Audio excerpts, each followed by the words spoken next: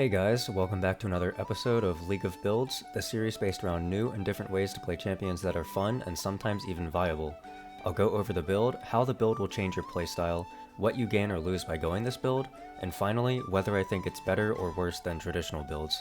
The build in question today is one that I've alluded to in prior videos, and that's Riftmaker Hecarim. Now right off the bat, I can see the reaction. Why the heck would I go an AP Mythic on an AD champion? His W and R have AP scaling, but that's definitely not good enough to go AP. To that, I would say you are exactly correct. However, you're not buying Riftmaker for the AP. Instead, you're buying it for the Omnivamp and the true damage. When you're in late game with this item, the damage amp from true damage is extremely high and the healing with 17% Omnivamp is off the charts. There are a lot of caveats to this though. As you all know, Hecarim does in fact need some AD, especially early game. Ever since his Q base damage was nerfed and his AD ratios were buffed, having some AD is necessary to keep his clear up to par. As such, you won't be rushing Riftmaker. Instead, you'll build Riftmaker 3rd. Riftmaker doesn't give very much damage on its own, and it's better later when it can amp the damage that you already have. You'll need some strong items beforehand to get Riftmaker rolling. The build is also based off of staying in combat for long periods of time, so you'll need plenty of mana and ability haste. Your second item will be Manamune, and you'll definitely feel it if you choose not to buy this. As for your first item, there are a lot of different options and I'll lay them all out now. Remember that the key stats are attack damage and ability haste, but it's also important that you'll have some kind of armor shred or damage amp present as well, or you'll never have the strength to win early fights. The items that fit this description include Black Cleaver, Spear of Shojin, Yumu's Ghostblade, Axiom Arc, Umbral Glaive, Serylda's Grudge, and Ravenous Hydra.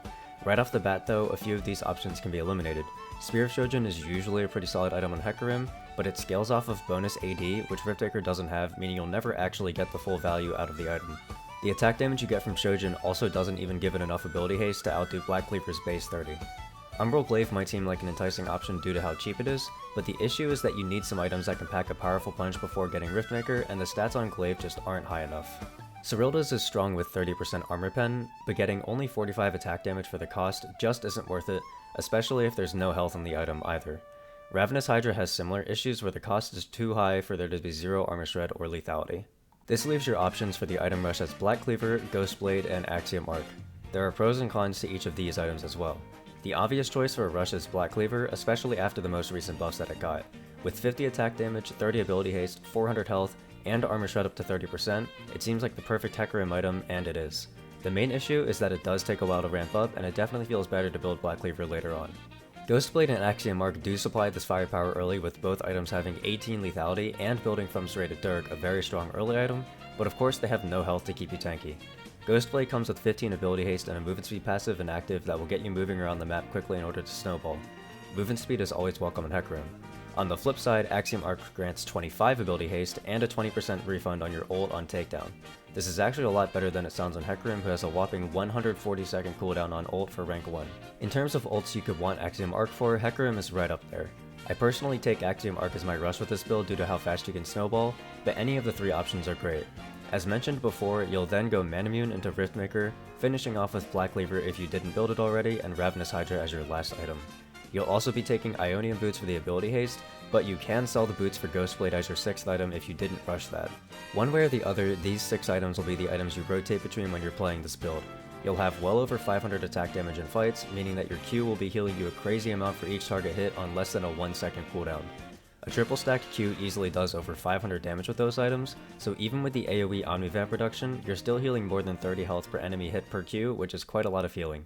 Since Riftmaker is the only Omnivamp item remaining in the game with Gore Drinker after the recent lifesteal changes, this kind of healing is unique to just those items, and I already have a couple of videos explaining why I think Gore Drinker Hecarim sucks, so that leaves Riftmaker as the default option if you want this playstyle.